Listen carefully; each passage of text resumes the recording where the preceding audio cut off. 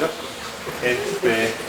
Y también es un gusto presentarles a Víctor Romero, que es un amigo y colega de hace tiempo. Hace rato. Normalmente trabajamos en cosas de divulgación, pero ahora pues hacer cosas, bueno, no trabajamos juntos en esto, pero quiero ver qué es lo que va a hacer. ¿Y dónde te vas a sentar? Hasta allá atrás, Hasta atrás, yo ya reservé mi lugar. Ok. Supongo que pueden interrumpirlo si tienen preguntas Claro, por a la supuesto. mitad. Así que interrúmpanlo para que no queden con dudas de nada. En lo personal, siempre me gustan mucho las pláticas que da y creo que uno puede aprovechar a sacarle como una tajada al asunto, sí, para después trabajar en esas cosas. Entonces pregúntenle, de verdad, deténganlo y él es muy buena onda, entonces... No siempre. Casi, mientras no es su profesor, es muy buena onda y aquí no necesitan estar sus alumnos, entonces... El profesor también es buena onda. ¿Sí? Entonces en todos casos es buena onda. Así que traten de sacar provecho de la plática y pues... Gracias, Gracias por la plática. Gracias, Atahualpa. Bueno, buenas tardes a todos. Muchas gracias por venir a esta hora, seminario tipo gringo a esta hora esto es para comer, no para dar seminarios, pero ni modo. Bueno, pues muchas gracias de estar otra vez aquí en la facultad. Más o menos cada 2 o 3 años me invitan los colegas aquí a platicar con ellos del trabajo que uno está haciendo. Me da mucho gusto ver que hay muchos estudiantes, lo cual también para mí es un reto porque usualmente uno prepara las charlas para ver quién entiende y no se preocupa si la gente entiende o no. Pero cuando hay estudiantes creo que uno debe hacer un esfuerzo más grande y lo voy a tratar de hacer, aunque quizá muchas cosas no queden tan claras. Y no puedo ser súper detallado quizá tampoco porque después de todo, este es un trabajo de investigación de Roberto Zamora. Es mi estudiante más reciente que... ¿Dónde me paro? Voy para este lado. Es mi estudiante más reciente, te voy a tapar a ti entonces. Es mi estudiante más reciente que se doctoró apenas este año, aunque se dio doctorado el año pasado, así es la vida. Y el tema tiene que ver con condensados de Bose-Einstein. Y yo había pensado ir muy rápido sobre eso, entonces a lo mejor me voy a tener que detener tantito, decir lo básico, y porque realmente el tema más... ¿Se apagó la luz? No, así es.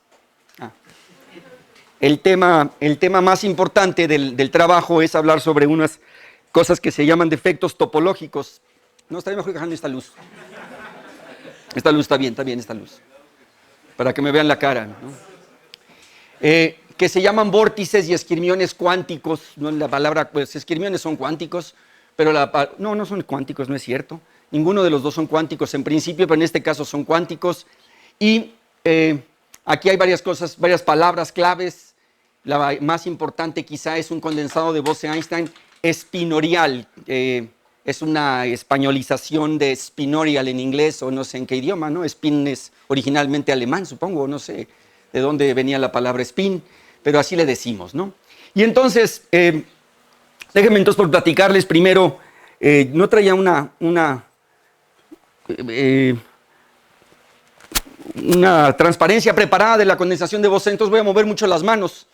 Va a ser menos de lo que está aquí, de lo que voy a decir. Pero déjenme platicarles. Miren, desde que yo era estudiante de doctorado, ya es un buen rato de eso, hace más de 30 años, se empezaban a hacer muchos estudios de enfriar a la materia. De enfriarla primero a los microkelvin. Cuando yo estaba en el doctorado se logró enfriar ¿cuál es la materia que estamos estudiando? Quizá por ahí debo de empezar. Son gases o vapores de átomos alcalinos. ¿Por qué alcalinos? Porque los alcalinos son hidrogenoides, tienen un átomo libre hasta el final, un electrón libre hasta el final, y entonces se parecen al átomo de hidrógeno, entonces la gente los conoce muy bien, es una de las razones. La otra razón técnica es que las líneas de emisión y de absorción con las que trabajan están en los láseres que había en aquella época y que hay ahora funcionan muy bien. Entonces hay un aspecto técnico por el cual los gases de importancia son los gases alcalinos, que son litio, sodio, bueno, hidrógeno podríamos incluirlo, litio, sodio, potasio, rubidio, cesio y francio, que son la columna de los alcalinos, que todos tienen un electrón hasta la última capa. Y estos son los favoritos para estos estudios.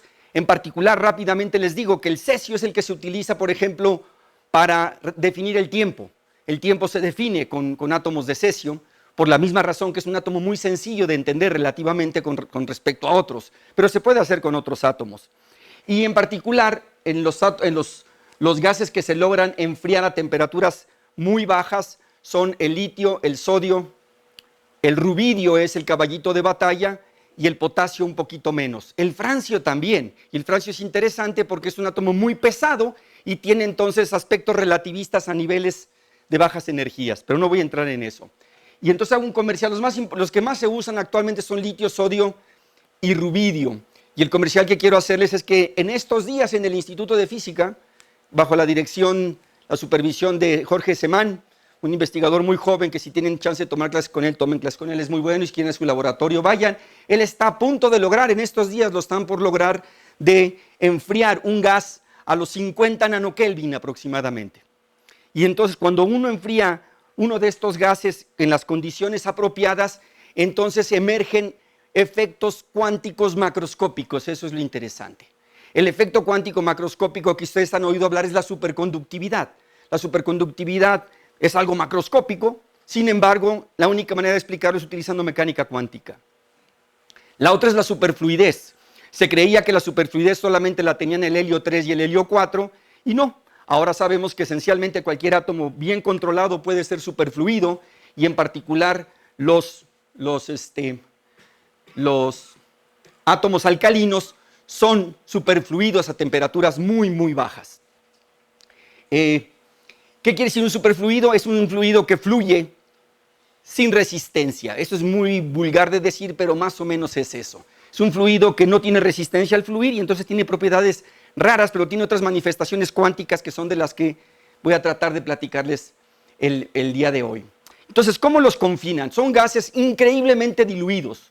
Por ejemplo, son varios órdenes de magnitud más diluidos, como 5 o 6 órdenes de magnitud más diluidos que el gas que estamos respirando. Son súper diluidos y los confinan con medios ópticos y magnéticos. Hacen una bolita, ¿no? Les ponen láseres por todos. ¿Eso no se ve? No importa, es nada más para no estar moviendo tanto las manos, pero tampoco se ve. Entonces lo dejamos. Entonces, es un gas que está levitado con campos, este sí sirve, es una nubecita, la pinto así, pero las nubecitas que se logran actualmente miden menos de 1 milímetro, o sea, son millones de pesos y de dólares, como ustedes lo quieran ver, para hacer una nubecita de 1 millón de átomos, de 100,000 átomos, o sea, es nada, súper diluidos en menos de 1 milímetro, necesitan un cuarto de ese tamaño con aire acondicionado y un chorro de dinero y muchos estudiantes y mucha gente trabajando, y con bobinas por un lado y con láseres por otro, logran confinarlo en esa región del espacio. Y entonces, en esa región del espacio se confina esta nubecita, en el centro es más densa que afuera, de hecho está confinada por un potencial armónico, ¿sí? Por un oscilador armónico, y entonces es más denso en el centro y menos denso afuera. Y luego esa nubecita no la pueden ver. Entonces la única manera de verla es echarle luz. Los átomos absorben la luz y lo que no ven de la luz, eso es la nube. Y de ahí sacamos todo. De una foto, es una foto en 3D más o menos. Es un poquito, no es una foto en 2D como las fotos comunes y corrientes, pero es una foto cuando mucho entre 2 y 3D, y de ahí sacamos la temperatura, el número de átomos. Se le creemos mucho a la teoría también para poder interpretar esto que está acá. Y esto lleva ahorita 30 años, se han dado 2 Nobeles en este problema, y uno podría decir que un par de Nobeles más han sido motivados también por estos estudios. Es uno de los campos, yo les digo irónicamente, más calientes de la física porque está a temperaturas de 10 a la menos 9 Kelvin. No es una ironía. Esto es bajas energías, aquí no es altas energías. Sin embargo, es súper cuántico, eso es lo padre, ¿verdad?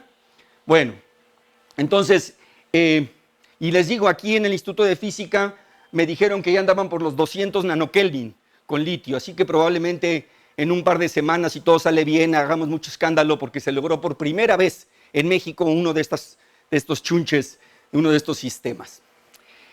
Y entonces, el problema es el siguiente. A este estado del gas muy frío, se le dice que es un condensado de Bose-Einstein. Y muchos de ustedes no han llevado física estadística y no saben lo que es la condensación de Bose-Einstein. Pero valga decir de manera muy, muy rápida, que es que todos los átomos están esencialmente en el mismo estado, que es como si fuera el estado base de uno solo de ellos. Es algo muy raro. Si uno respira este gas, los menos átomos están... Hay muchos átomos en que estamos respirando que están en su estado base, pero son los menos. Tan menos que los podemos despreciar absolutamente para entenderlos. Aquí no, al revés. Todos se fueron a un solo estado. Entonces el aspecto cuántico se manifiesta porque todos están en el mismo estado que es el estado base de cualquiera de ellos. Y entonces a eso se le llama un condensado de Bose-Einstein. Entonces es curioso, hay muchas historias padres. Esto lo predijo. No, había un hindú llamado Bose que nadie le hacía caso a su trabajo. Él estaba tratando de explicar al gas de fotones y no se había explicado bien, y en 1925 por allí lo quiso publicar, nadie se lo publicó y se lo mandó a Einstein. Einstein lo vio y dijo: wow, este cuate resolvió el problema que yo tengo 20 años tratando de resolver, y lo resuelve este hindú. Entonces Einstein lo traduce al alemán y en ninguna revista inglesa se lo querían aceptar, eran terribles los ingleses y eso que era hindú, porque era hindú. Pero Einstein lo vio y dijo: lo publicamos en alemán, y lo tradujo. Y al año siguiente Einstein hizo algo más y dijo: este lo hizo para fotones, yo lo voy a hacer para átomos masivos, y descubrió la condensación de Bose-Einstein. Le llamamos de Bose-Einstein en honor a los dos. Bueno, y entonces ese es el sistema. Sin embargo, estos átomos no son átomos ideales, los átomos están chocando, y es crucial para todos los fenómenos que estamos viendo que tomemos en cuenta que los átomos chocan entre ellos. Pero saben, esto es lo padre de la cuántica, que nuestra imagen de choque son pelotitas de billar chocando. Aquí eso no funciona para nada. Lo que están chocando son ondas que se están difractando unas con respecto a las otras. Es cuando la naturaleza se ve completamente ondulatoria a estas temperaturas. Las longitudes de onda asociadas al movimiento de los átomos son enormes, ¿no? O sea, es como si yo fuera una onda y fuera de aquí al Instituto de Física, enorme, ¿no? Entonces yo no sería un átomo, no sería una bolita, sino sería una onda, realmente. La dicotomía onda-partícula de la cuántica aquí se ve, y así tenemos que pensar. Entonces los átomos chocan, pero no chocan de manera como bolitas, sino como ondas chocan.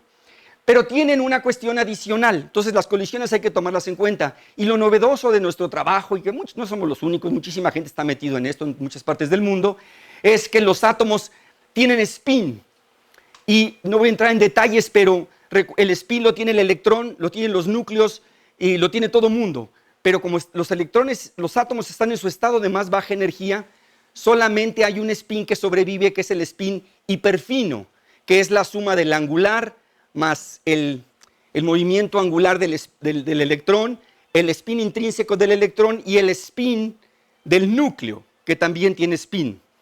Y típicamente, sabemos que el del electrón es 1 medio, el del núcleo típicamente para estos átomos alcalinos es 3 medios, y entonces la suma L es igual a 0 por estar en el estado base. Entonces la suma I más L más S me da 2, 3 medios más 1 medio es 2, y entonces el átomo puede tener spin 2, 1 o 0.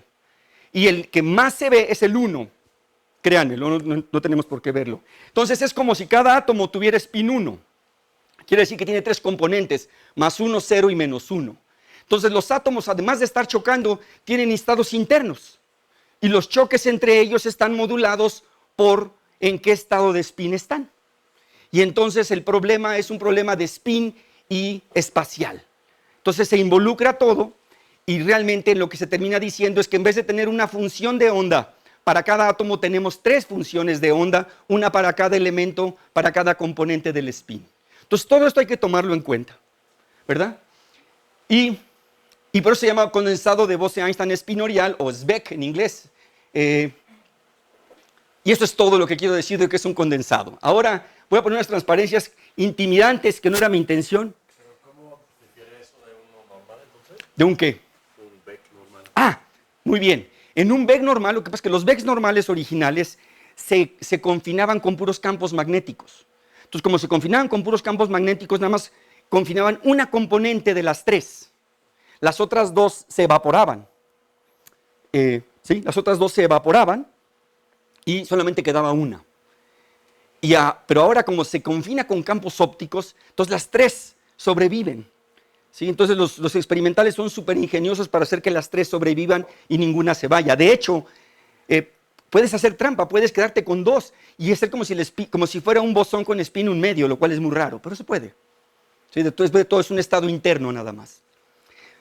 Se me olvidó decir algo importante nada más de la introducción, y es que la forma en que se enfría los átomos, fíjense, los átomos empiezan, lo sacan, tiene el sodio, por ejemplo, es sólido a temperatura ambiente. Entonces primero lo calientan a cientos de grados centígrados y luego lo enfrían 9 órdenes de magnitud, 10 órdenes de magnitud en nada, en una distancia de este tamaño y en milisegundos. Es impresionante.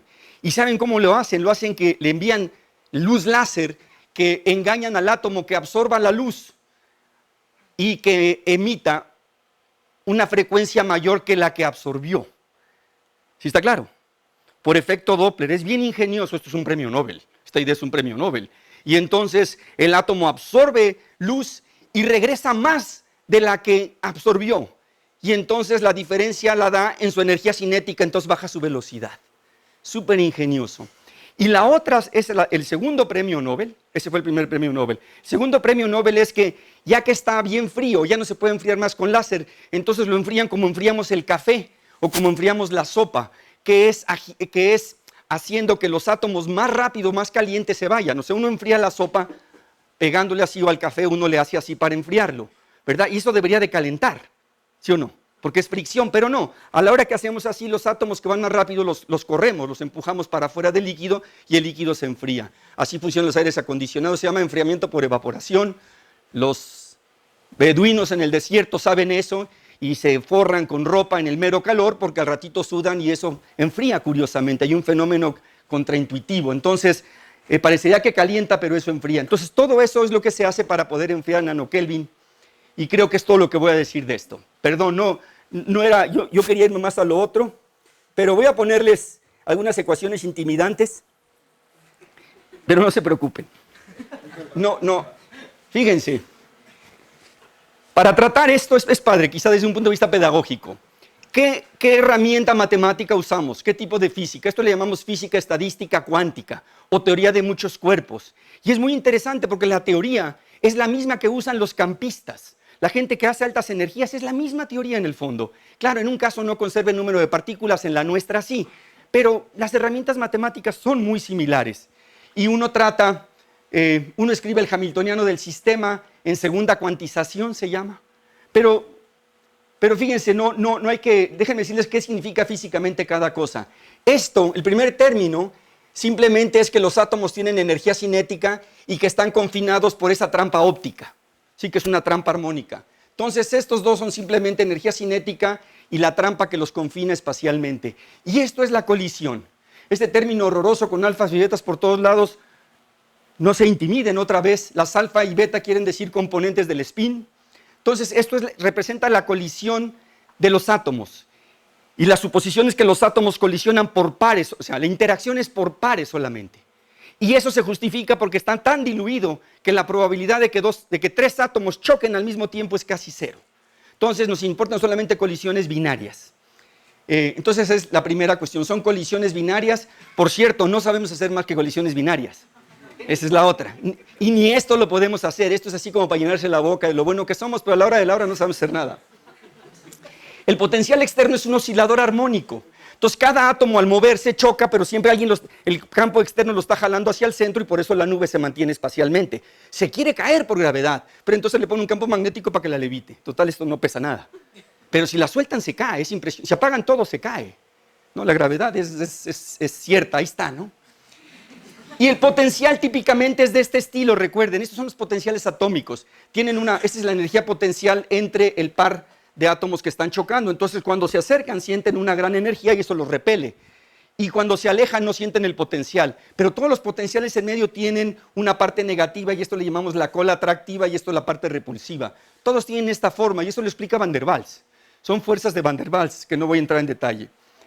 Y son complicadísimos. Y hay un potencial por cada estado hiperfino. ¿Y qué es lo que tenemos que resolver? Pues la ecuación de Schrödinger o de Heisenberg. Y eso ya acabaríamos. Si supiéramos hacer esto, Lo metemos en una computadora y se acabó, pero no lo podemos hacer. Y entonces hacemos aproximaciones. Las aproximaciones, voy a ir rápido sobre las aproximaciones para llegar a la ecuación básica. Las aproximaciones son que unas son colisiones binarias que dependen del spin. Sin embargo, estos sí son detalles de física atómica que lo van a saber en su curso. ¿Cómo se llama el curso? El de física atómica. Ese.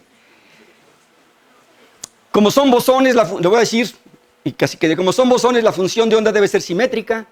Como están en el estado base, la función de onda espacial es simétrica, por lo tanto la de spin también tiene que ser simétrica, ¿sí? Porque es un producto de función de onda espacial por de spin. Entonces, si una es simétrica, simétrica por antisimétrica es antisimétrica, entonces las dos tienen que ser simétricas. Y como son simétricas, entonces las colisiones de dos átomos que tienen colisiones con spin 1, cada uno de ellos son colisiones o con spin total 0 o con spin total 2. ¿Ok? No hay spin total 1, podría haber spin total 1, pero no lo toma. Entonces, ese es un detalle. Y el detalle, uno de los detalles más interesantes son estas fórmulas que están acá. ¿Se acuerdan el potencial que les dije? El potencial que les dije era ese potencial espantoso, que es un potencial pues, con una fórmula complicada. Sin embargo, esto es algo, esto se ve, les digo, eso se ve, es bien curioso. Estamos haciendo física de los 40 o quizá desde antes. Esto lo hizo Fermi. Enrico Fermi ya usaba estas fórmulas cuando estaba estudiando cómo hacer el reactor nuclear, el primer reactor atómico nuclear que hubo en la Universidad de Chicago en una cancha de squash. Se atrevió a hacer un reactor ahí, ahora lo hubieran metido al bote, no lo hubieran dejado hacerlo. Le fueron a dar el chisme al director, le dijeron, oye, me dijeron que si hay un accidente aquí sería muy grave. Y él dijo, no puede pasar nada, no te preocupes, ¿no? Hubiera habido un meltdown, estuvieron a punto de tener un meltdown, que hubieran contaminado toda la zona del sur de Chicago por muchos años. Quién sabe cuánta gente se hubiera muerto, pero Fermi dijo, no hay problema, lo hacemos. Claro, Fermi estaba todo contaminado, brillaba, decían.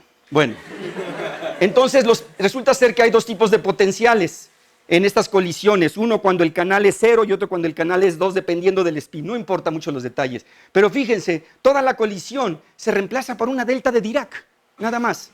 O sea, la colisión solamente se llama colisión de contacto, como si fuera una delta. Y todo el detalle de que si es un potencial que tiene una cola atractiva y qué tan profunda es, todo se va a un solo parámetro que se llama la longitud de dispersión. Y el que metió este rollo de la longitud de dispersión fue Fermi.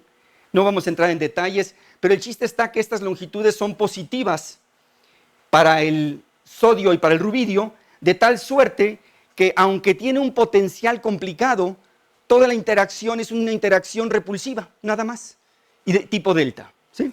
Entender esto toma un buen rato, pero quiere decir que todo el detalle, fíjense, es una aproximación brutal, porque todo el detalle de la colisión se lo mandamos a un solo parámetro, siendo que es una fórmula complicada. ¿Y qué más?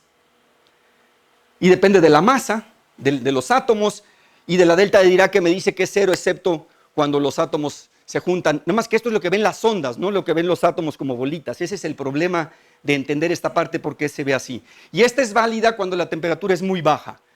Porque la temperatura muy baja, las energías son muy bajas de colisión, y esto se llama colisiones a bajas energías, la sección 80 y tantos del libro de Landau, ahí lo pueden ver con detalle. Está muy bien explicado ahí. Voy rápido aquí, creo que no voy tan rápido, pero no importa. Y la última aproximación es la aproximación del estado base del gas. Y entonces la aproximación es la aproximación de la condensación de Bose-Einstein, que no ven las ecuaciones. En palabras, todas estas ecuaciones quieren decir que suponemos que todos los átomos están en el mismo estado psi. ¿Ok? Todos los átomos están en el mismo estado psi, y por lo tanto el módulo cuadrado es la densidad misma de materia del gas. No es nada más es la probabilidad, sino se convierte en la densidad del gas. Y la función de onda tiene fase y tiene amplitud y tiene fase, y van a ver que es muy importante la fase. Entonces esta es la aproximación de que todos están en el mismo estado. ¿Y qué más debo decir aquí para que...? Y esto es lo que se mide en el laboratorio. En el laboratorio lo que se mide es esta cantidad, es fabuloso. O sea, es una cosa totalmente aislada en ultra alto vacío, nadie le puede meter un termómetro, no se le puede hacer nada. Entonces lo único que hace es tomarle fotos. Lo único que nos queda es tomar fotos, aunque no son fotos tan sencillas. Son fotos con CCDs y bla, bla, bla. Fotos de absorción se llaman. No es importante. Entonces esto es lo que se mide. Y entonces una vez que hacemos esto, todo esto hace que nuestro problema se reduzca a la ecuación de Schrödinger de los n átomos, porque es una ecuación gigantesca, se reduzca a una ecuación solamente de una sola función de onda, como si fuera una ecuación de Schrödinger normal, excepto por estos dos términos. Si quitan estos dos términos, es la ecuación de Schrödinger de una partícula. Es su energía cinética, su energía potencial, y este es el término de acoplamiento si le ponemos un campo magnético externo, que eso sí pueden hacer en el laboratorio. Ese es el término de Zeeman, para los que ya saben, no de mi colega Zeeman, no, de Z-E-E-M-A-N del siglo XIX. Este es el término de Zeeman, que es el que me dice cómo se acopla un campo magnético, como un spin se acopla, como un momento magnético se acopla al campo magnético. Es el mismo acoplamiento de una brújula con el campo magnético, es el mismo, excepto a nivel cuántico. Pero es el mismo, ¿no? El que la brújula se oriente es porque es un término, tiene una energía como esta. Entonces los átomos tienen la misma energía. Entonces, sin embargo, estas son las colisiones. Y no les preocupen ahorita los términos. Son dos términos que representan las colisiones y son tres ecuaciones. Son alfa vale 1, 2 y 3, que son las tres componentes del spin. Entonces son tres ecuaciones diferenciales no lineales acopladas. ¿Va? Y si ustedes, o sea, todo esto se oye mucho rollo, todo lo anterior es puro cuento para justificar esta ecuación. Nosotros no hacemos lo anterior, decimos sea esta ecuación y se acabó, vámonos. ¿Sí? Y de pequeños detalles, aquí técnicos, ya me voy a pasar a hacer dibujitos, espero que me dé tiempo. Entonces, a ver, esto es bien importante. O sea, uno va a los seminarios y yo me quejo, ¿sí? Y tengo derecho, porque ya estoy viejo. Me siento orgulloso de ser el más viejo en este salón. Eso en mi instituto nunca lo logro. ¿Sí? Yo soy el más viejo de todos. Eso nunca lo logro en mi instituto. ¿Sí? Ahí me siguen diciendo, ¿qué pasó, chamaco? Me siguen diciendo mis colegas. Es horrible. Entonces aquí al menos soy el viejo y me tienen que hacer caso. Pero siempre que la gente da un seminario, pídanles, ¿qué es lo que hacen? Porque echan rollo, entonces vemos esto y las nebulosas y los que hablan de que aquí vemos cómo los reptiles se mueven, ¿no? Pero nunca nos dicen qué hacen. Y luego al final nos ponen gráficas y resultados. ¿Qué hacen? Técnicamente, ¿cuál es la parte aburrida de la chamba? Que realmente si no nos gusta esa no pueden ser investigadores. Del resto es rollo. El día a día es que el programa no corre, así. Ese es el día a día. Esa es la parte ruda, esa es la parte... Y al que no le guste hacer eso, esto no es para... hay otras cosas en la vida, ¿no? Jugar fútbol, por ejemplo. ¿Qué hacemos nosotros? Tomamos esta ecuación, fíjense, son tres ecuaciones. Alfa corre 1, 2 y 3.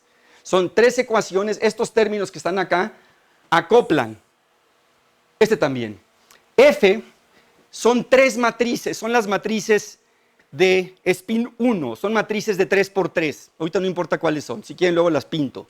Muchos de ustedes saben las de un medio, que son de 2 por 2, de spin 1 medio, que son las de Pauli. Estas son las que siguen de 3 por 3, porque son tres componentes de spin ahora, no dos. Y entonces estas son tres matrices en las direcciones X, Y y Z del espacio en el que vivimos. Y entonces son tres ecuaciones diferenciales no lineales. Esto lo hace no lineal. Acopladas. Quiere decir que las soluciones de las tres están enredadas unas con las otras. Y lo que nosotros hacemos... y C0 y C2 son dos parámetros que C0 siempre es positivo y C2 puede ser positivo o negativo. Pero no voy a hablar de eso. Sí, cuando es positivo o negativo no da tiempo. Es otro tema muy interesante. Que el signo hace algo fuerte que no vamos a ver aquí. Y lo que nosotros hacemos, lo que hizo Roberto, no nada más Roberto Zamora, hay que mencionar a Bruno Villaseñor, que fue un estudiante de esta facultad brillantísimo, que es un mago del cómputo, Omar Adame, que ya se fue a hacer su doctorado en cuestiones biológicas, ¿no? Nos abandonó, se fue a hacer física biológica, qué bien. Y por supuesto, ¿quién más? Había otro par de chicos ahí que no colaboraron tanto, ellos tres son los que más colaboran, y por supuesto Roberto hizo la tesis. ¿Qué es lo que hacemos? Lo que hacemos es bueno, yo no lo hago, lo hacen ellos. ¿Qué hace el estudiante? Hicieron un programota para usar procesadores en paralelo, GPUs. ¿Ustedes saben lo que es un GPU? Es un Graphic Processor Unit, que es con lo que juegan Nintendo y Xbox y todas esas cosas. Un cuate genial hace unos 20 años se dio cuenta que los que estaban haciendo videojuegos estaban haciendo cómputo en paralelo. Y entonces dijo, ¿por qué no uso eso para hacer mis cálculos? Y ahora es el último chillido de la moda. En una computadora de este tamaño, como las que ustedes ven, ¿sí?, con un procesador gráfico le pueden dar batalla a un montón de computadoras en paralelo. Claro, siempre tiene sus limitaciones. Y entonces ustedes tienen que aprenderlo. Toda persona menor de 30 años tiene la obligación de aprender CUDA o el lenguaje que les encanta a ustedes, PyCUDA, que es Python con CUDA. ¿Ok? Tú se los vas a enseñar. PyCUDA. Y se compran un procesador, fíjense, eran bien baratos, son bien tramposos. Los procesadores gráficos ya están caros. Cuando empezaron a salir costaban $1,000. No es cierto, $200, $300 costaban los GPUs porque eran GPUs de juegos. Los nuevos que vende Nvidia ya cuestan $2,000, $3,000, $10,000, ¿no? Son unos tramposos, estaban baratos, ya los pusieron bien caros. Y entonces lo que hacemos es resolver numéricamente esta ecuación en 3 dimensiones, ¿sí? Y entonces eso es lo que, a final de cuentas, todo lo que van a ver son soluciones numéricas de esta ecuación. Es como un experimento numérico, los experimentales se insultan, que decimos que es como un experimento, pero se parece. Hacemos cálculos y de los resultados de los cálculos interpretamos y sacamos la física que queremos sacar. Chiste hacer las buenas preguntas. Pero ustedes nos preguntan qué hacemos de verdad resolver una ecuación numéricamente. Entonces pregúntenle siempre a alguien, oye, ¿pero qué haces? No, entonces aquí calculamos, sí, pero ¿qué calculas? Y si muchos de ellos terminan calculando una ecuacioncita de este tamaño, les da vergüenza decirlo. Y entonces, no, pero luego hacemos Monte Carlos y no sé cuántas cosas. Eso es lo que hacemos. Me voy a brincar esta, porque son los estados estacionarios, ahorita estos no importan. Vamos a hablar de los vórtices, ya se me está acabando el tiempo. ¿Qué es un vórtice cuántico? El que descubrió esto fue Richard Feynman, es bien interesante, hay muchísima gente notable. Realmente le estoy hablando ahorita, hasta ahorita es física. La ecuación previa, no les dije, se llama de Gross-Pitayevsky, porque Gross y Pitayevsky hicieron la primera versión por separado. Gross es un inglés, tengo entendido, no es el Gross del premio Nobel o de las altas energías, es otro Gross, y Pitayevsky sí es el de los libros de Landau. Landau, Lifshitz y Pitayevsky, ya está bien grande Pitayevsky, imagino que el otro señor también, y hicieron su trabajo en 1961, hace un ratote, un año después del que yo nací, así que ya pasó un rato de tiempo. Entonces estamos haciendo física de hace 50, 60 años, así de atorados estamos, ¿no? Pero los experimentos no los podían hacer hace 50 y tantos años. Entonces, ¿qué es un vórtice? Rápidamente, fíjense, un vórtice es una solución de la ecuación de Gross-Pitayevsky, la anterior, la cual es una solución tal que la función de onda es una constante esencialmente en todos lados, excepto en una línea donde es singular. Resulta que la función de onda se hace cero ahí, de esta manera, su magnitud se hace cero, la función de onda tiene magnitud, que es la densidad en este caso, la podemos pensar, tiene magnitud y entonces en el vórtice la densidad se hace cero, pero tiene una fase alrededor. Y esto no es fácil si no han llevado un poco de cuántica, pero resulta ser que uno puede calcular, esta es la densidad de probabilidad y uno puede calcular la corriente de probabilidad. Y la corriente de probabilidad uno la puede tomar literalmente como si fuera la masa por la velocidad, la densidad por la velocidad como si fuera un fluido. Y la velocidad resulta ser que es el gradiente de la fase, ¿verdad? Es el gradiente de la fase. Entonces la velocidad, como es la fase, su gradiente me va a dar una velocidad y entonces esa velocidad da vueltas alrededor del filamento, de donde está la singularidad. Esa velocidad tiende a infinito cuando R tiende a cero cuando nos vamos al vórtice. Y la densidad tiende a cero. Y fíjense, ustedes saben el teorema de Stokes, que si toman la integral en un circuito es igual al rotacional de lo que están integrando. Pero pero la velocidad es un gradiente, entonces ¿cuánto vale el rotacional de un gradiente? Cero. Pues aquí no es cero. Porque lo que no les dicen en ese teorema es que eso debe de ser la función totalmente analítica en donde están integrando. Y aquí no, aquí lo que tenemos es una singularidad, porque aquí tiende a infinito la velocidad. Entonces la velocidad es como si estuviera tendiendo a infinito, que simula a un vórtice como los huracanes o los ciclones, que son muy diferentes a esto. Lo interesante de estos objetos que ocurren en estos sistemas es que si calculamos su circulación, que es la integral de b.dl alrededor del vórtice, no es cero, aunque sea un gradiente por lo que les acabo de decir. Pero no solamente eso, está cuantizada. Este vórtice es h barra o h entre m, la constante de Planck entre la masa del átomo multiplicada por un número entero. Entonces los vórtices tienen circulación h entre q, 2h entre q, menos 2h entre q, están cuantizados. Esto lo descubrió Feynman, por ahí de los 60, no, quizá en los 50, porque el trabajo este es de los 61, entonces ya sabía un poco.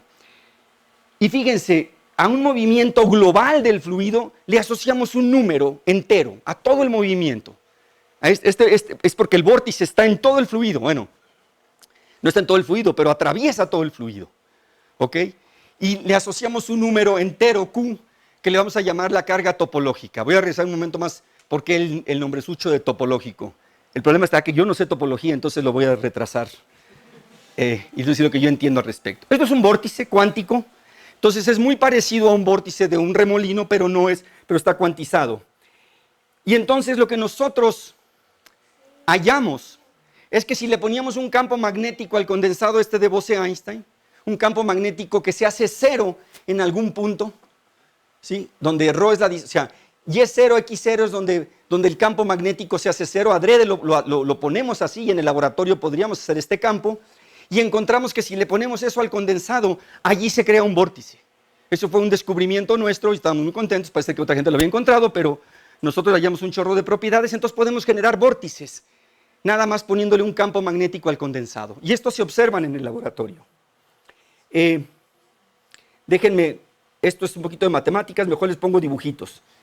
Este es el tipo, si lo alcanzan a ver, este es el tipo de vórtices. Creamos 3 tipos de vórtices, ahorita no importan las condiciones, lo importante es que este campo puede generar 3 tipos de vórtices. Como cada una de estas es una de las componentes del spin, ¿sí está claro?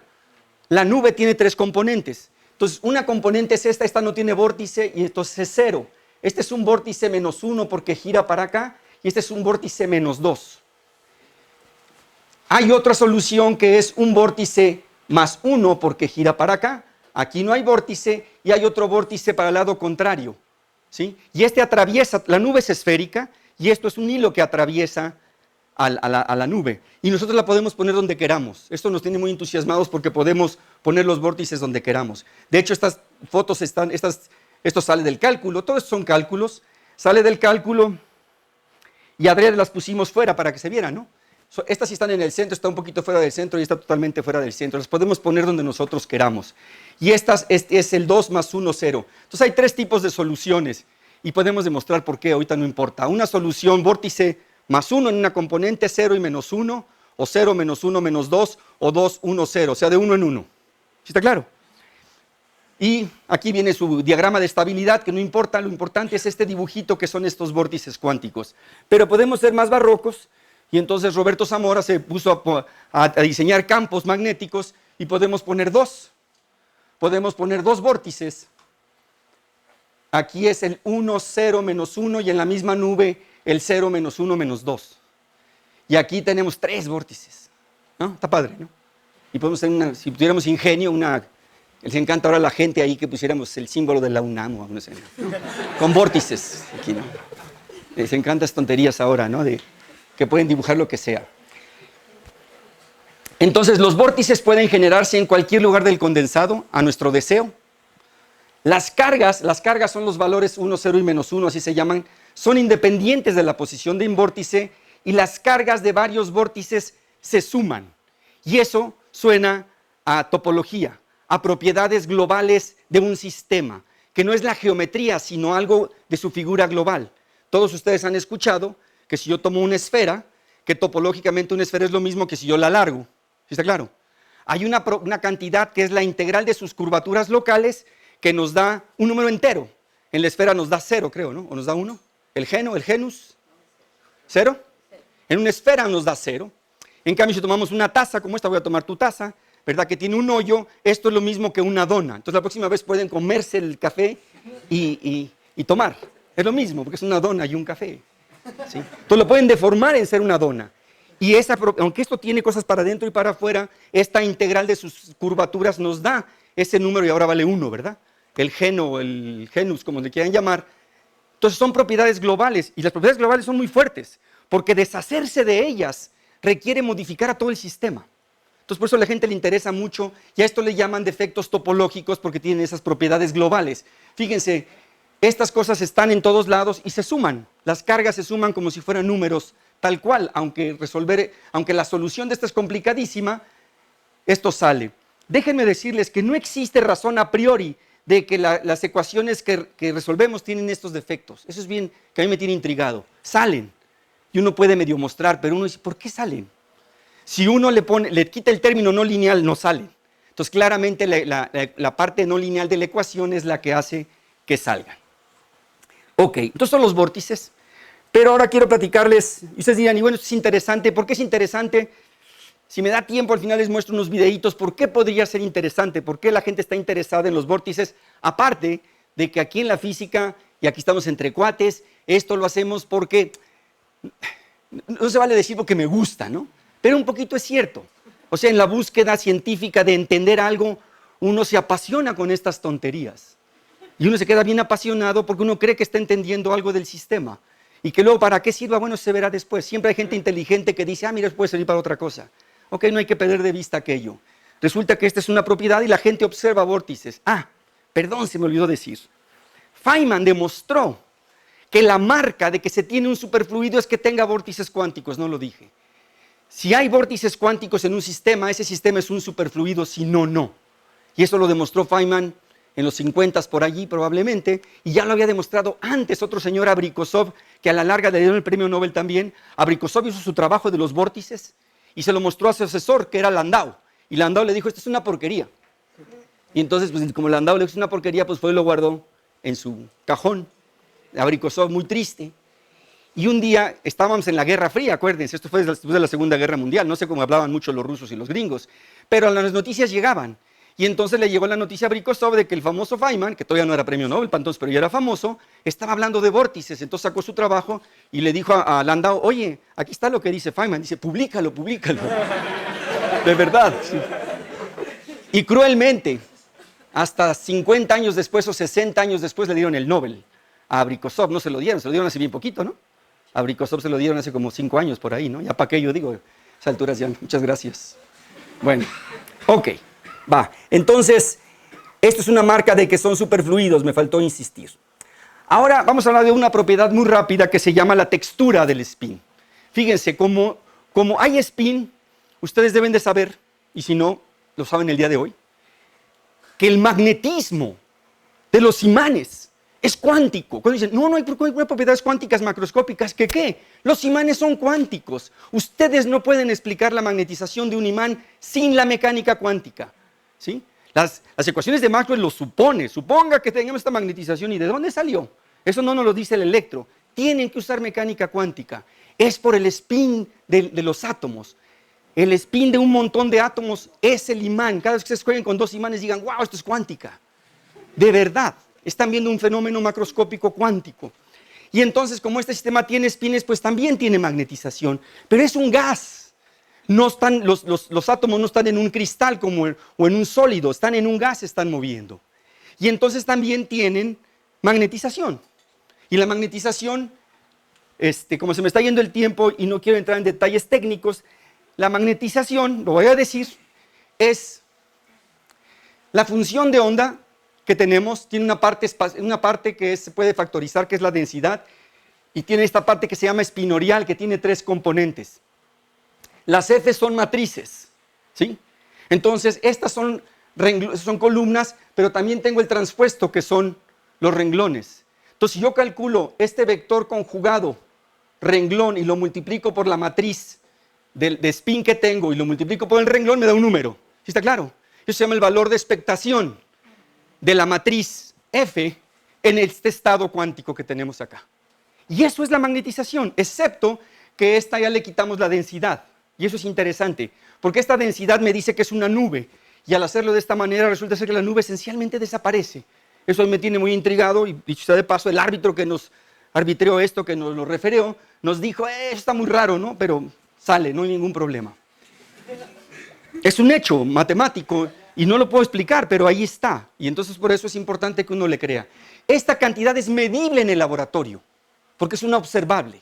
Entonces esta cantidad es un valor de expectación, es un promedio y por lo tanto es medible. ¿Ok? Entonces es importante y es como la magnetización del gas. Aunque sea un gas, tiene magnetización, eso es lo interesante. Pero la magnetización es inhomogénea. Si no es la misma para todos lados, sino que la distribuye el estado del sistema. Y entonces eso le llaman textura de spin. Los físicos somos buenísimos, ¿verdad? Para inventar nombres. Esto en vez de llamarle magnetización, los expertos en esto le pusieron textura de spin. Atahualpa, según mi reloj me quedan 15 minutos, ¿eh? Según mi reloj porque empezaste tarde. Bueno, creo que voy bien. Ahora déjenme platicar qué son los esquirmiones. Es padrísimo los nombres, ¿no? Esquirmiones. Fíjense, en la época aquí a lo mejor hay expertos que me pueden ayudar. En la época pre-quarks, ¿sí?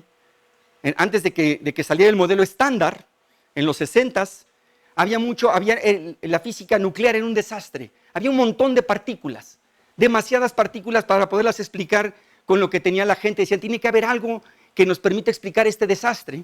Y finalmente fue el modelo estándar, que es otro desastre. Sí, ¿verdad? Porque resulta ser que hay quarks y con 3 sabores y 3 colores y no sé cuántas cosas más.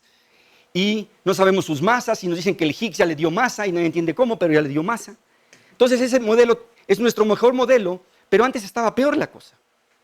Antes es como al principio, regrésense, primero había tierra, aire y fuego, ¿no? ¿Y qué más? No sé, me faltó una, agua.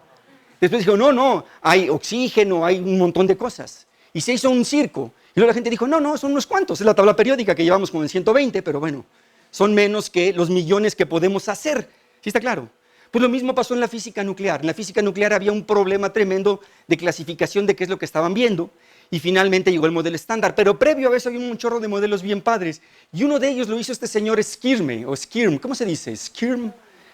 Es inglés. Tú debes de saber. David me aguanta, la verdad. Era para que me golpeara a estas alturas del partido. Pero me aguanta. Gracias. Entonces, Skirme hizo un modelo bien bonito que encontraron que tenía un defecto topológico.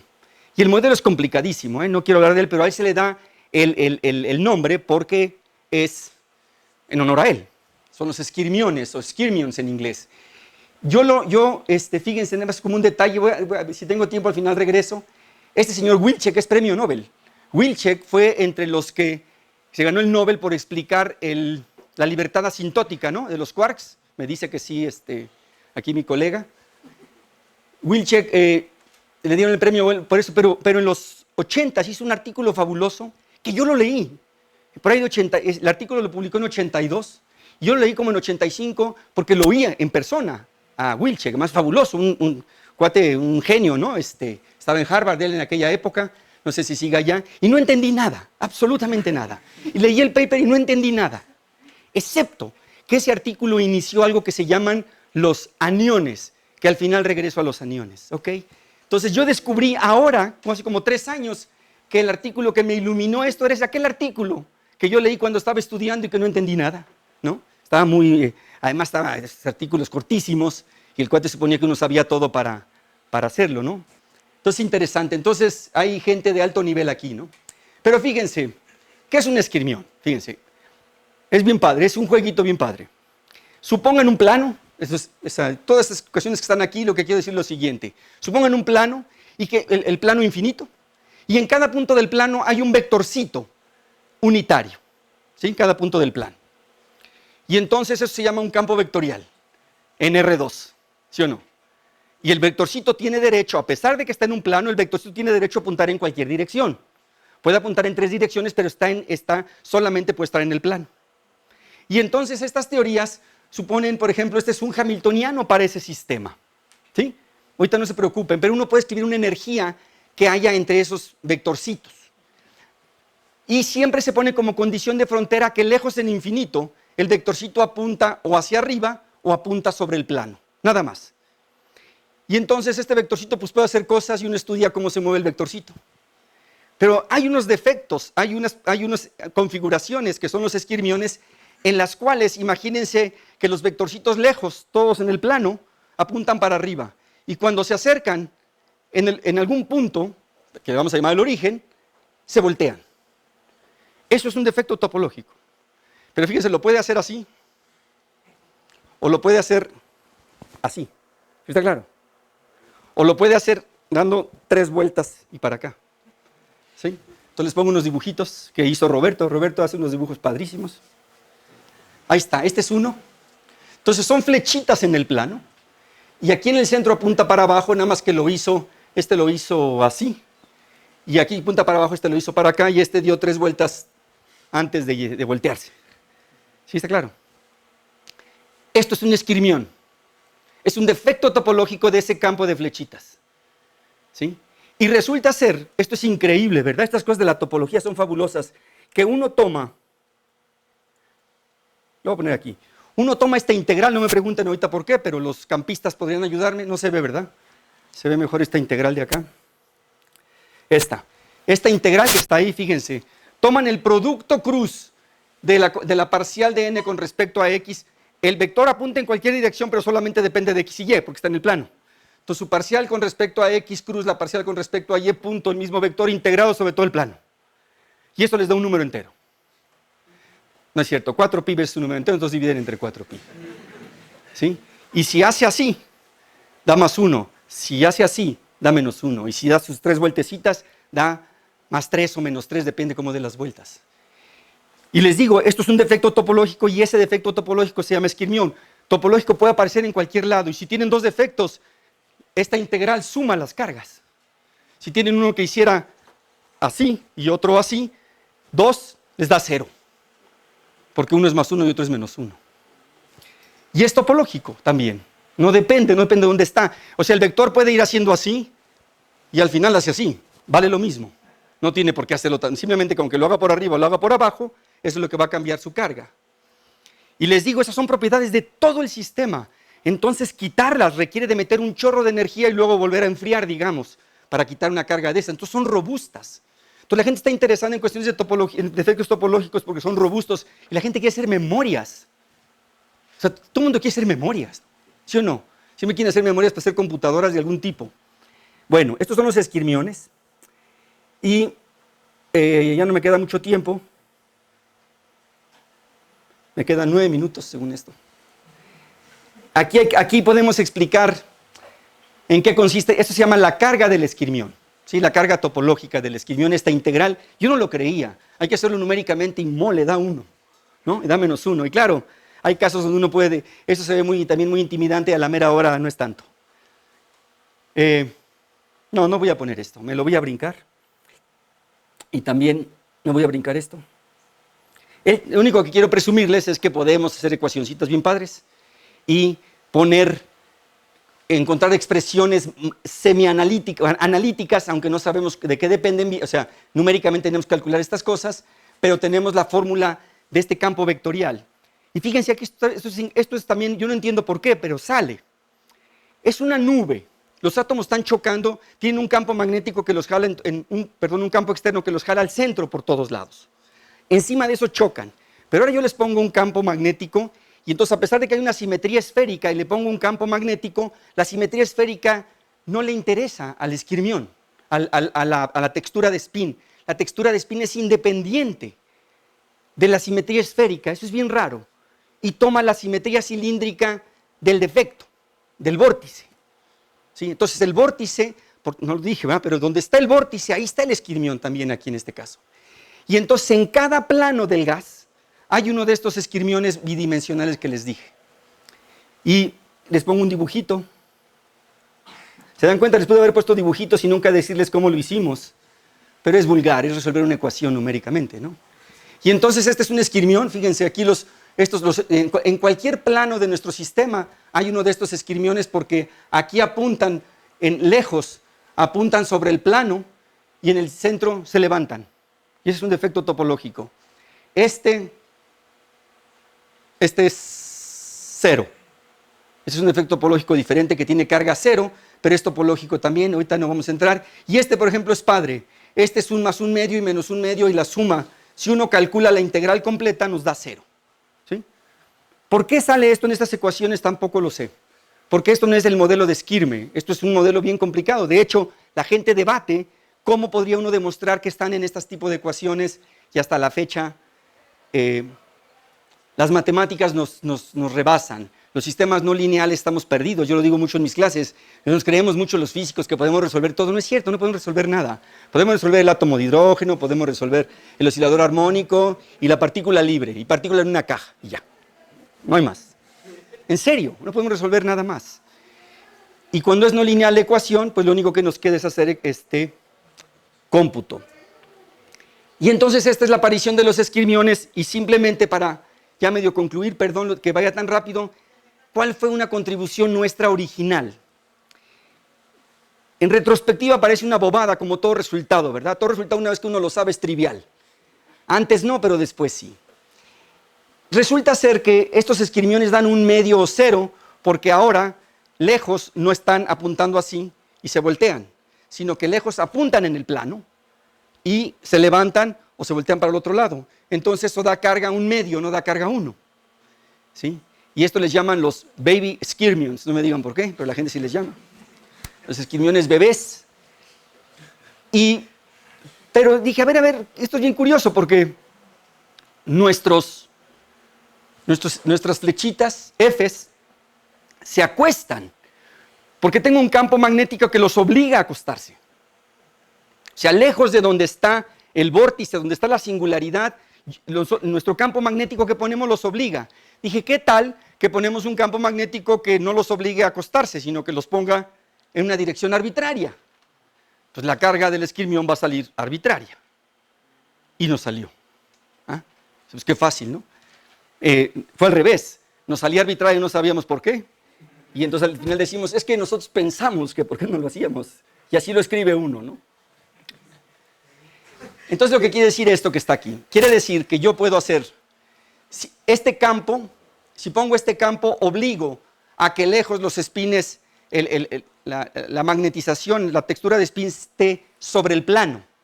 Y entonces eso siempre me da esquirmiones menos 1 medio, 0 o 1 medio, dependiendo del vórtice. Si en cambio le metimos un término cuchareado, que también el referee nos criticó y nos dijo, oye, pero ese término, el rotacional de tu campo no es 0, me dijo, lero, no puedes hacerlo. Porque ¿cómo vas a poner un rotacional, un campo que no tenga? Necesitas un campo allí, chafa tu trabajo. Pero no, resulta ser que ahora la gente hace campos artificiales. Entonces le dije, se puede hacer un campo artificial. Y ya, me lo aceptó. Es una anécdota que no vale la pena. Lo importante es que si uno calcula en qué dirección apunta lejos este campo, yo lo puedo obligar que apunte en la dirección que yo quiera. Y dicho y hecho, estaban antes en las gráficas anteriores. Yo no sé para dónde vamos. Aquí está. No, es que yo sí lo veo, pero ustedes no. Ahí está. Este que está aquí es una carga menos 0.19 y esta es una carga más 0.37. Y lejos los espines no se acuestan, sino que quedan levantados. Entonces, esto a mí se me hizo padre y al mismo tiempo decepcionante. Ahorita les voy a decir por qué. Y claro, entonces cómo anuncia uno los trabajos para que ustedes vayan aprendiendo, cómo uno vende, porque ahora si ustedes no venden no van a llegar muy lejos. ¿Cómo vende uno que decimos, esquirmiones con carga topológica arbitraria? Así se llama el artículo, ¿no? Y entonces eso a pantalla, ¿no? Porque entonces uno tiene que discutir por qué sale arbitrario. Y resulta ser que pudimos demostrarlo en un caso analíticamente y en el otro no. Resulta que esta fórmula se puede reducir a esta si hay una restricción que es esa que está allí. No importa ahorita las matemáticas, pero uno podía predecir que tenía que ser así. O sea, ¿por qué es así? No lo sé, pero uno puede predecirlo, ¿no?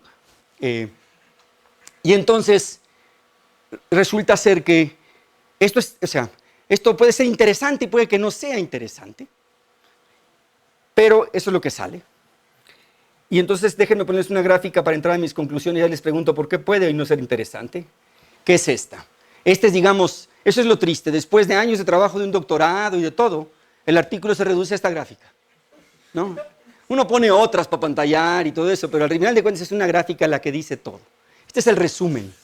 Esta es la carga del esquirmión para rubidio 87, como si fuera muy importante, que fuera Rubio 87.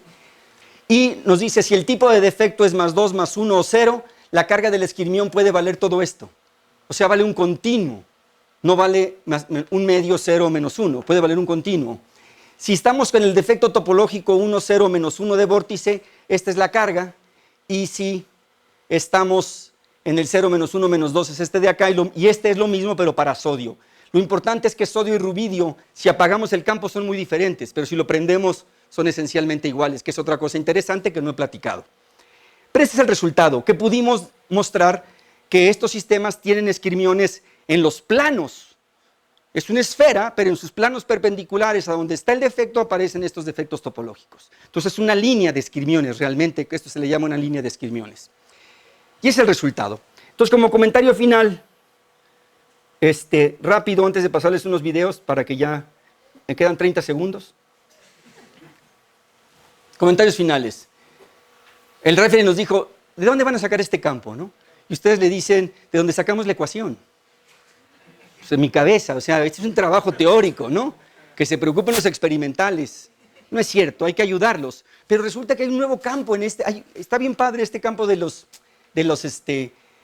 línea de investigación de los condensados, porque la gente está produciendo campos artificiales magnéticos. Con campos eléctricos producen campos magnéticos, o sea, los sistemas es como si sintieran. De hecho, hay un monopolo magnético.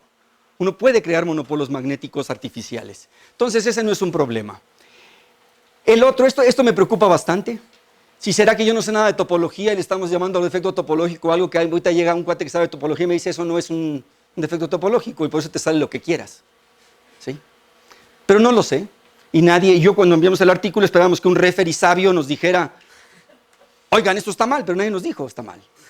Entonces uno se lo avienta al público y a ver que alguien por ahí nos diga que es una tontería o no. Lo que es interesante es que haya cargas topológicas arbitrarias, ya hay en el mercado. Unas son las fases de Berry, que ahorita no importa, un señor Berry que ha venido mucho a México, fabuloso, tiene unos artículos preciosos, inglés también, tiene unos artículos padrísimos, se llaman las fases de Berry. Yo trabajé en estas curiosamente cuando estaba haciendo mi postdoc hace algunos años. Y está este señor Wilczek, que en ese artículo que les dije, hizo la predicción de algo que en español se llama horrorosamente los aniones. Y quizá lo van a oír. Y ahorita hay conferencias de aniones. Y los aniones estuvieron de moda en los 80s y ahora vuelven a estar de moda 30 años después. Wilczek especuló, fíjense, ustedes saben que hay bosones y fermiones, ¿se han oído hablar? Bosones y fermiones es porque si intercambian dos bosones, su fase es 0 al hacer el intercambio. Si intercambian dos fermiones, su fase es pi. Entonces, E a la I pi me da menos 1. Y esa es la antisimetría de los fermiones. En cambio, E a la I 0, pues me da 1. ¿Está claro? Y eso hace que la naturaleza se divide en los buenos y en los malos. Escojan ustedes quiénes son los buenos y los malos. Los rudos y los, ¿cómo se llaman los otros? Técnicos. Y entonces Wilczek especuló, ¿y si cambiáramos dos y la fase fuera arbitraria, fuera any phase? Entonces le puse los anions, le puso él. ¿Sí? Y en español, en vez de llamarle los cualquierones, les decimos los aniones.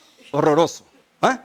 Entonces estos cualquierones, y claro, uno dice, es un juego más. No, es interesante. ¿Qué pasaría si hubiera sistemas en la naturaleza que no fueran ni fermiones ni bosones, sino algo en medio?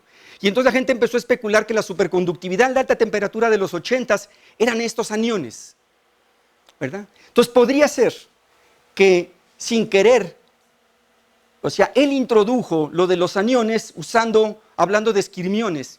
Podría ser que lo que nosotros estamos viendo es un tipo de anión, este esquirmión, que a su vez es un anión, y la gente está interesada, les digo, porque aparte de las cuestiones teóricas exóticas que podrían explicar otras cosas, la gente está interesada en defectos topológicos por la robustez que tienen estos defectos topológicos para destruirlos. Son muy, muy robustos y pueden estar mucho tiempo. Entonces podría ser eso. El otro comentario es, ¿qué tan importante es la topología en la física? Yo no sé. O sea, en una de esas, nada. Fíjense, ustedes pueden ignorar la topología. Yo llevaba ignorando la topología toda mi vida y no me había pasado nada. Hasta hace 2 años que tuve que aprender tantito. En 2016 le dieron el premio Nobel a Thouless, Haldane y Kosterlitz. y era por un trabajo sobre topología. Y los aniones son cosas topológicas. Está de moda la topología. Aunque nadie, yo le pregunto a los gente, oye, y nadie sabe topología, ¿no? Porque no llevaron un curso de topología en la Facultad de Ciencias, probablemente. Sin embargo, uno puede entender todo lo que hizo Thouless, Haldane y Kosterlitz sin topología. Ese es mi punto. Entonces, ¿qué tan valioso es que yo les diga que la carga del esquirmión es 0.3? ¿Sirve de algo? No lo sé. Yo tengo una duda fuerte sobre la importancia de la topología en la física y es para charlar más. Nada más lo quiero dejar como una pregunta por allí.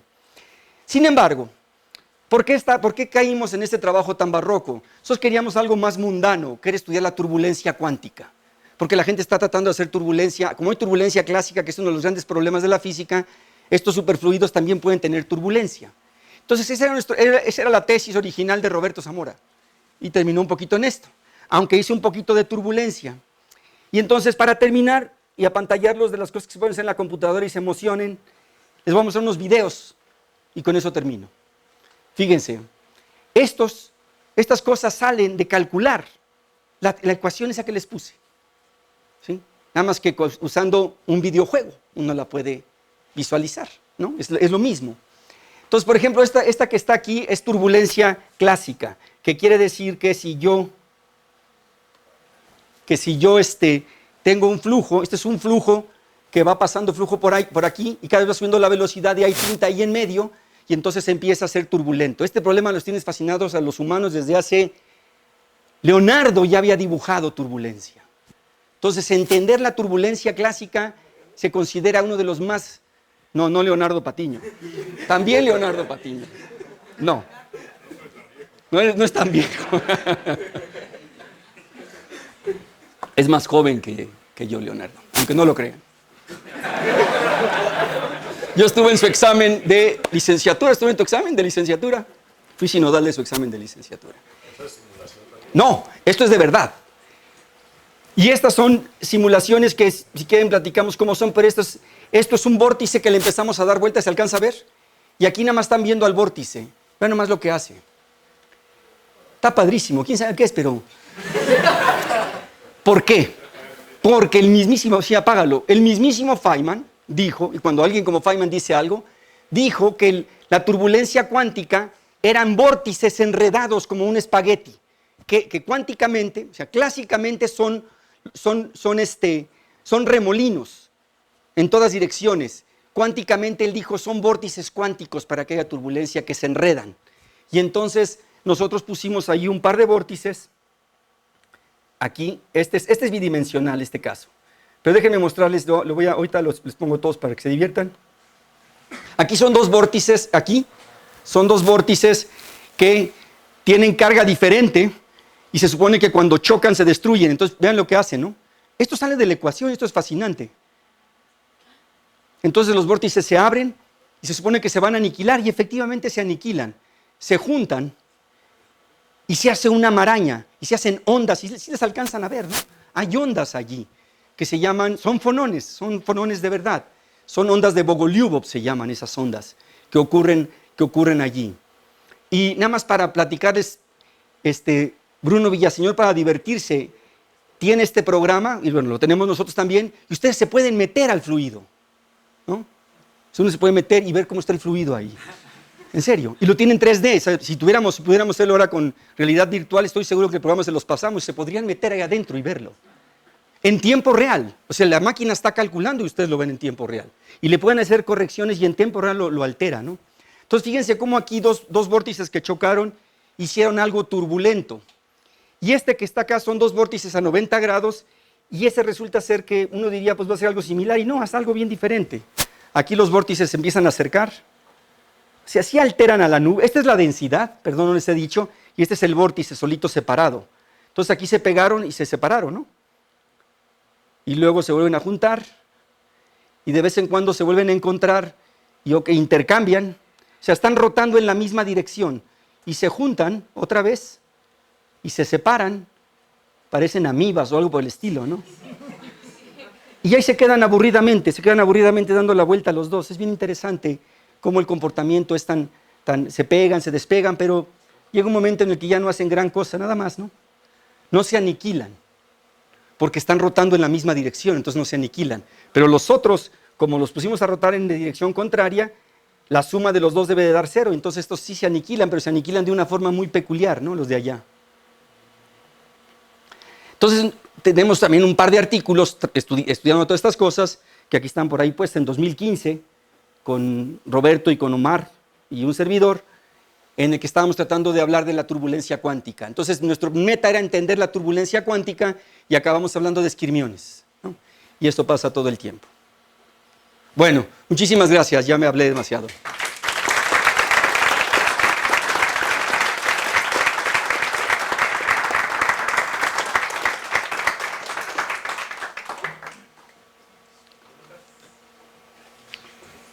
Sí. Hola, buenas tardes. Hola. Decías en una parte que tenías unos valores esperados que eran espinoriales, ¿no? Sí. Que no sabían por qué ya no aparecía la densidad o algo así. No, lo dije muy rápido, no. Déjame ver qué es lo que quise decir. Que hasta el referee te dijo que no sabía por qué no aparecía la densidad ahí. Ah, no, fíjate, es que esto, déjame decirte. Sí, ahí voy. No, sí es muy interesante esa pregunta. Y fui rápido. Esa. Ajá. Fíjate, si tú calculas, o sea, esta densidad la controla la trampa, el campo externo. Sí, es una parte espacial. Y esta parte tiene simetría esférica perfecta. De hecho, todas las figuras son rueditas. Son esferas realmente, nada más les pasé un corte, pero son esferas. Entonces, la Rho de R tiene simetría esférica que siente el campo. Mientras que estos objetos que están aquí, resulta ser que no, que estos tienen simetría cilíndrica porque estos obedecen al campo magnético por el término de Zeeman. Y entonces, el árbitro nos dijo, oye, eso no puede ser, ¿no? Y no se los dije. Nosotros no hacemos ninguna suposición a priori de la simetría del problema. En fuerza bruta se lo ponemos a la computadora en una red cúbica cartesiana y ahí resolvemos la ecuación, ¿no? Es 256 por lado o 512 si queremos esperarnos un rato que haga el cálculo. Y entonces no hay ninguna suposición a priori de la simetría. Y a mí se me hace fascinante, no acabo de entender cómo o sea, las dos son parte de la misma función de onda, cómo una tiene una simetría y la otra. No lo acabo de entender. Y eso es algo raro. Típicamente, si pones una simetría y otra, pues se mezclan y se hacen un desastre. No, hay unas propiedades físicas que tienen una simetría y otras otra. Y nosotros lo resolvimos cartesianamente. O sea, nosotros nunca impusimos ninguna simetría ni nada. Típicamente la gente cuando resuelve ecuaciones dice, voy a suponer una simetría y se la pongo, ¿no? No, y no entiendo. Yo le dije al referee, oye, esto sale y aquí están los cálculos. Y nos creyó, nos dijo, ok, no, bueno, o sea, si no es obvio, ¿por qué? Y queda como una pregunta a entender. Sí, yo pensé que algo más trivial, así como que había una parte espacial, pero como esa parte espacial no le están sacando valor esperado. Había alguna integral. A ver, la R de aquí adentro, sí preserva la simetría esférica, de alguna manera, pero la parte vectorial y tensorial de la parte de spin es cilíndrica. Entonces esas flechitas, estos esquirmiones que les mostré, o como les quieran llamar, estas cosas que están aquí. Está por el otro lado, perdón. Esto ocurre en cada plano. En cada corte que le hagamos a nuestro sistema, muestra esta estructura. Entonces el esquirmión tiene la misma estructura y claro, está rodeada por la densidad. Pero la densidad es esférica, pero no afecta el comportamiento cilíndrico en el plano, lo cual... Puede decir que está como que medio desacoplado. Sí, pero hasta ahí, no podemos decir más. Ese era el comentario. Otra pregunta, ¿crees que hay gente que quiere hacer así como sensores hipersensibles con condensadores? Por supuesto. Ondas gravitacionales. No, la gente quiere hacer magnetómetros. Es justo lo que... Sí, la gente le anda buscando aplicaciones. Déjame decirte, estamos muy lejos, porque un condensado está dentro de una cámara, o sea, no se la puedes acercar a nada, pero la gente dice, no, espérate, o sea, eso es un problema que resolvemos después. El chiste es si ahorita yo puedo medir campos magnéticos muy chiquitos. Entonces, la gente quiere usar esto para gravímetros, para magnetómetros. ¿Qué más dijiste? Tú dijiste otra. Probablemente. O sea, son cosas que pueden ser muy sensibles. Exacto, esa es la gente que anda buscándole aplicaciones. Entonces, es otro campo interesante. Hay otro.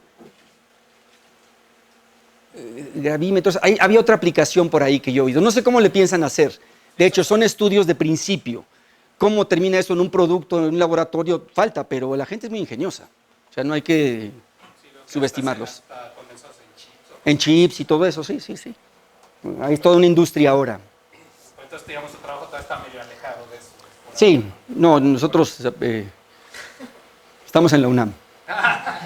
O sea, es teórico esto, pues. No, pero tenemos un laboratorio, de veras los invito al laboratorio de Jorge Semán. Estamos súper entusiasmados.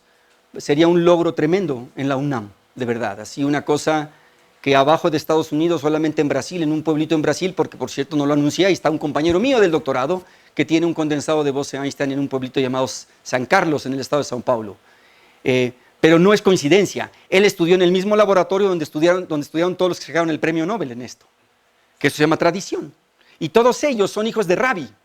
Rabi fue un físico de los 30s y 40s que él inició de todas estas cosas, ¿no? Entonces es una tradición de 100 años, si nos echamos para atrás, ¿no? En Estados Unidos, y no se diga en Europa, en otros lados, pero en Estados Unidos en particular, este grupo. Y entonces ahí estuvo mi compañero, hizo su doctorado, fue el primero que atrapó átomos, que logró enfriar átomos a los microkelvin, cuando estaba haciendo su tesis de doctorado, y luego en Brasil hizo su condensado. Y este sería el segundo condensado semitercermundista. Entonces estamos muy contentos. Pero en San Luis Potosí, Eduardo Gómez... No, condensados no. Pepe Jiménez ya hizo aquí una MOT. Una MOT es enfriar en los microkelvin, pero eso no es condensado, eso es súper caliente. Tienes que bajarte a los nanokelvin para que sea frío de verdad. Sí, pero sí en San Luis, sí, o sea, se llaman MOTs, son trampas magneto-ópticas. En San Luis, en el instituto ya hay dos. Pepe Jiménez hizo otra, o sea, de esas hay un montón. Pero bajar a ver el aspecto cuántico, que le llamamos el gas degenerado, no se ha logrado en México. Jorge sería el primero. Entonces, lo invitas a Atahualpa. Cuando lo logre, lo invitas y les va a dar una charla bien padre. Sí. Sí. Decía de los campos magnéticos que se emplean en estos Ah,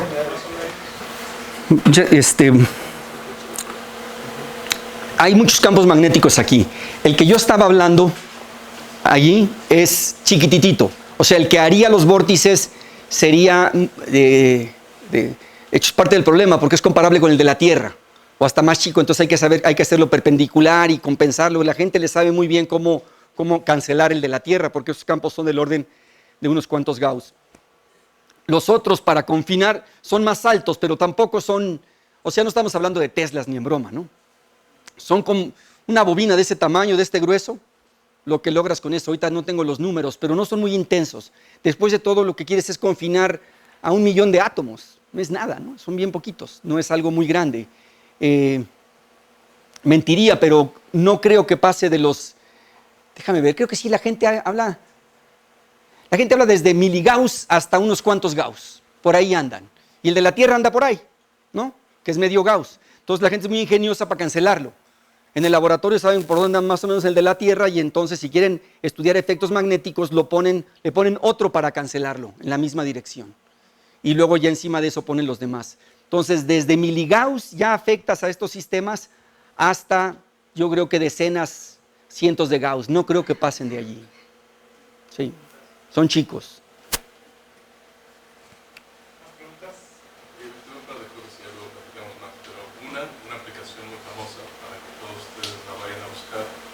Esto es el sistema de localización al giroscopio, un giroscopio utilizando esto de momento angular de esto, lo utilizas como giroscopio el vórtice. Ajá. Y eso sirve para un sistema de navegación. De navegación, claro. Ah, me faltó decir, de navegación es otra aplicación, muchas gracias.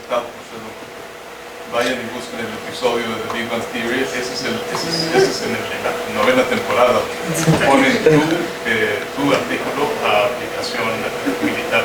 Ajá. Esa aplicación es mucho más famosa que cualquier otra, o sea, la ven millones de personas. No, bueno, el reloj atómico es quizá la más. O sea, en todo el mundo hay relojes atómicos y si no hubiera relojes atómicos no habría sus celulares no funcionarían bien, ¿eh? Y la otra, ya es más en serio, supondría, y eso me sorprende, igual que a ti, lo de la carga fraccionaria. Exacto. El número de fraccionarios.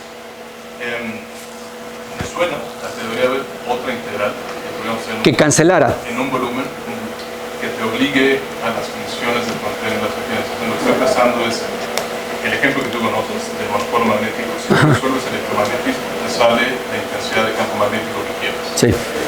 Y eso si calculas una integral de línea. Sí. Si lo que haces es que cambias esa integral de perímetro por una integral de superficie, en el teorema de Gauss, esa integral de superficie la puedes realizar de dos maneras, sobre dos superficies. Y el que las dos resulten iguales obliga a que tus condiciones de borde Sean unas. entonces, no debería hubiera alguna integral de este estilo que te obligue a que en los extremos o se pongan horizontales, o se pongan verticales, o contraverticales, alguna otra, sobre el gusto de las ecuaciones de movimiento no sale igual que con el monopolo. O sea, no sale la cuantización de la carga del monopolo. Sin embargo, cuando implementas una integral, alguna identidad que relacione integrales en dimensionalidades distintas, y puedas cambiarlo, y por eso es por lo que lo tienes que cambiar, porque ahí tienes un defecto topológico en medio.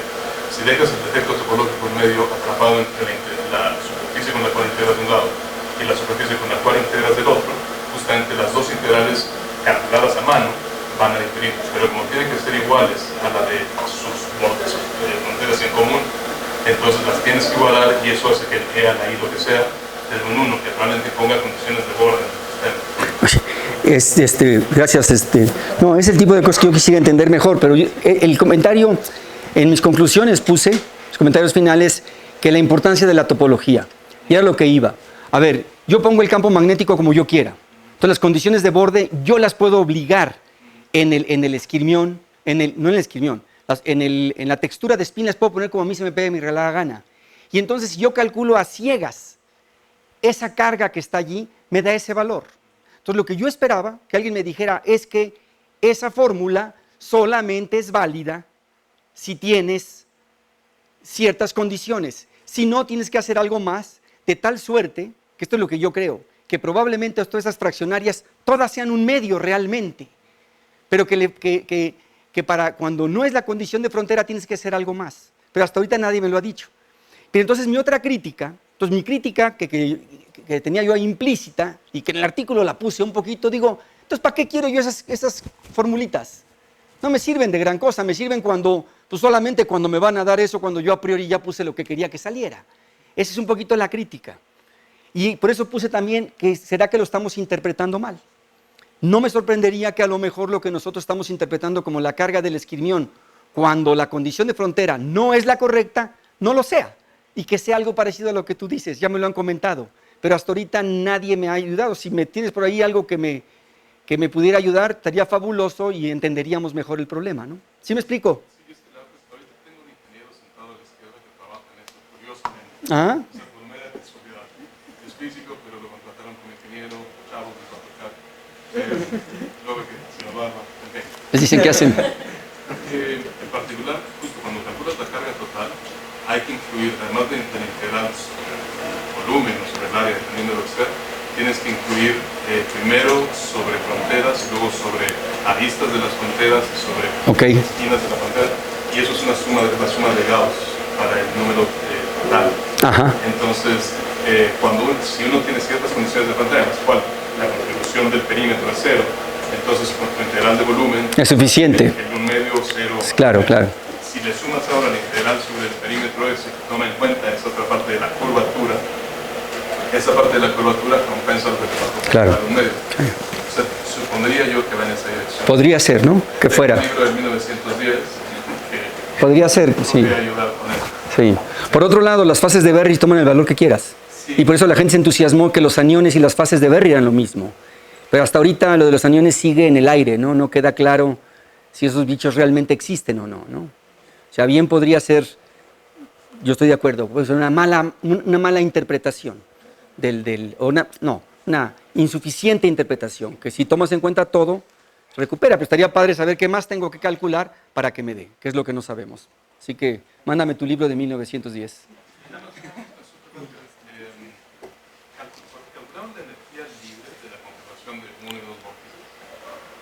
Lo pregunto para ver si es tipo 1 o tipo 2, esto es superconductor, pero con un superconductor, calculas la energía libre de un vórtice de unidad, de vorticidad 1.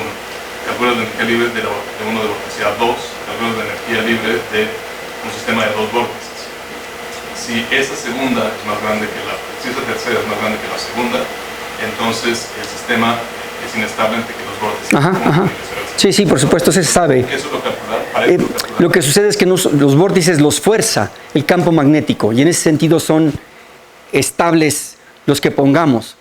Cuando los dejas solitos, eso se sabe muy bien, que un vórtice es estable. En estos sistemas, y esto sí se sabe, en estos sistemas tú puedes poner una solución de vórtice y se queda. Pero si pones dos, se colapsa bien padre, sí. O sea, eso, pero aquí no, porque tienes al campo magnético que es el que los impone. Es un poquito, son vórtices impuestos por el campo magnético. Entonces no es exactamente eso, los solitos sí. Sí, eso sí se sabe lo que acabas de decir. La gente lo ha estudiado. Ok, pues muchas gracias.